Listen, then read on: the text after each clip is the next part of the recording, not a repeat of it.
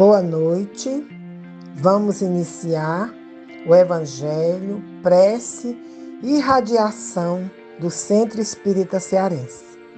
Senhor Deus, agradecemos por tantas bênçãos recebidas e que cada momento que nos reunimos em vosso nome nos traz força para continuarmos nossa caminhada em busca da evolução espiritual. Senhor Jesus, vos agradecemos pelos ensinamentos que temos recebido em nossas vidas e pedimos que a boa espiritualidade nos orientem a seguir as leis divinas, que foram realçadas em cada máxima que o Senhor nos ensinou, através dos evangelhos e mensagem que estudamos para nos conhecermos interiormente nesta atual encarnação. Agradecemos pela proteção de nossos anjos guardiões e pela família que nos acolhe. Que assim seja. O nosso Evangelho, capítulo 23, Moral Estranha. O item é 6, o primeiro e segundo parágrafo. Abandonar pai, mãe e filhos. Disse-lhe outro: Senhor, eu te seguirei, mas permite que antes disponha do que eu tenho em minha casa. Jesus lhe respondeu: Quem quer que, tendo posto a mão na charrua, olhar para trás, não está apto para o reino de Deus. São Lucas 9, 61 e 62. Sem discutir as palavras, deve-se aqui procurar o pensamento que era, evidentemente, este. Os interesses da vida futura prevalecem sobre todos os interesses e todas as considerações humanas. Porque esse pensamento está de acordo com a substância da doutrina de Jesus, ao passo que a ideia de uma renunciação à família seria a negação desta doutrina.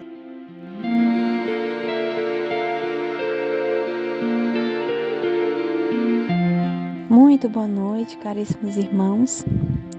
O Evangelho de hoje nos leva a refletir, segundo Allan Kardec diz: os interesses da vida futura estão acima de todos os interesses e todas as considerações de ordem humana.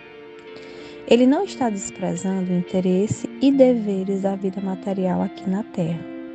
Ele quer destacar que a vida na Terra tem como finalidade nos melhorar moral e intelectual, e que devemos aproveitar todas as experiências para o nosso engrandecimento espiritual. Se assim entendermos, vamos facilitar nossa caminhada evolutiva. Passaremos a compreender que essa existência é uma oportunidade e valiosa que nos foi concedido para nos desenvolver espiritualmente. Muitos de nós, enquanto habitantes na Terra, em grande maioria, emprega toda a sua energia e inteligência na busca de bens materiais. Bem estes que ficam aqui, quando desencarnamos. E acabamos por esquecer o grande propósito, que é a evolução espiritual, na satisfação das necessidades do espírito, no contínuo aprendizado, aqui ou além, aperfeiçoando-se até tornar-se espírito puro, identificando então com Deus e as suas leis. Percebamos que a própria vida material exige de nós abandono da família em caso de guerra, em caso de casamento, indo constituir um novo núcleo familiar, ou estudar ou trabalhar em outra cidade, sem que se perca o afeto existente e sem que as relações sejam cortadas. Esses abandonos são necessários para que o homem aprenda a agir por si mesmo, confiando nas suas capacidades, desenvolvendo a responsabilidade de seus atos, a fim de completar-se no conhecimento de si mesmo aprendendo a viver em outros ambientes, com pessoas diferentes, com mais oportunidade de aprendizado em novas experiências.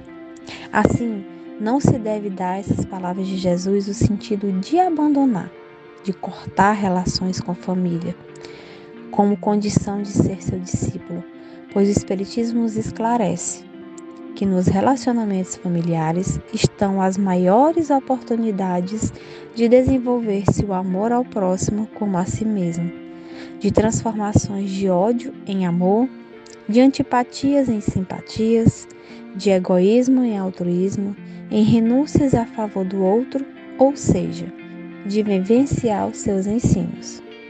O autor lembra também as separações de membros de raças, de nações, que se ligam a pessoas de outros meios, produzindo o aperfeiçoamento e o progresso das mesmas.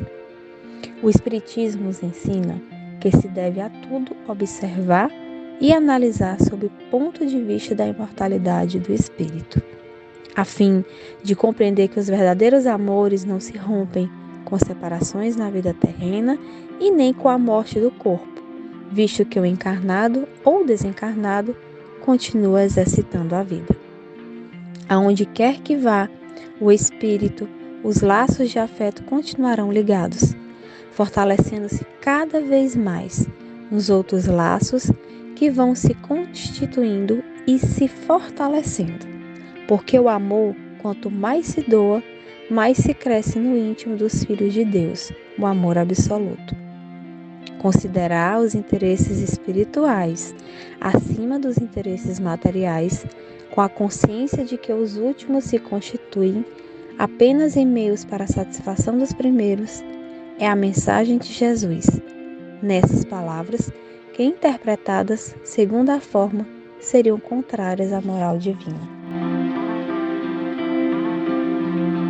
Continuemos com os nossos corações ao nosso amado Mestre Jesus e vamos para a nossa fluidificação das águas do livro Vida Feliz, de Valdo Franco.